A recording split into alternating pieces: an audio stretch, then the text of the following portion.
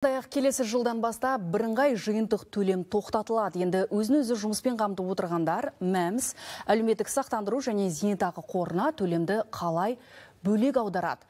Шағын кәсібін дөңгелетіп отырғандар салықты қалай төлейді? Мамандармен тілдескен тілшіміз Нұрсұлтан Тілектес тарқатып айтсын.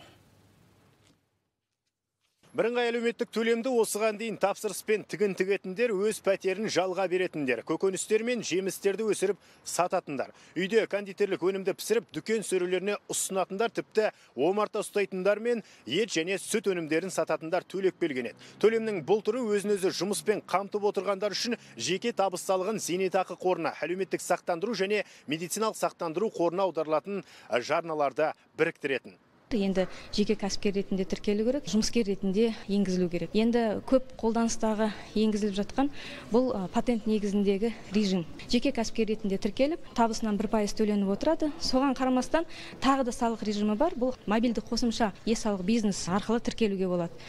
Ол жерде енді салық есептілігі тапсырылмайды. 3528 айлық есептік көрсеткіш жылына сондай табыстан аспау керек.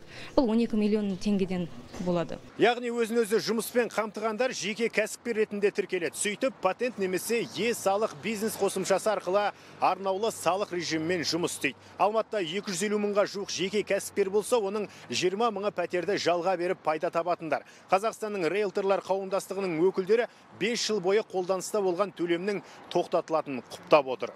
Десятки тысяч арендодателей. 10 мыңдаған жалға беруші бар, оның бәріне бақылау жүргізу мүмкін емес. Сондықтан пәтерін жалға беретіндердің салық төлегені дұрыс. Бұл біріншіден мемлекетке нақты статистика жасауға мүмкіндік берсе, екінші жағынан жалға берушілерге өз құқықтарын заңды түрде қорғауға сеп болады. Өйткені бұл салада көлеңкелі бизнес жүргізіп отырғандар көп. Салдарынан қызмет ұсынушы да, тұтынушы да жапа шегетін кездер орын алып жатады. Осы желтоқсанға дейін республикалық маңызы бар қалалардың кәсіпкерлері 3450 теңге, ал ауылды жерлердегі өзін-өзі жұмыспен қамтып отырғандар 1725 теңге көлемінде бірыңғай жиынтық төлемін төлейді. Келер жылы өзін-өзі жұмыспен қамтитындар табысына сай салық төлейді, ал әлеуметтік төлемдерді бөлек аударулары қажет. Нұрсұлтан Тілектес, Бауыржан Сәлімекке, ұлттық арна, Алматы.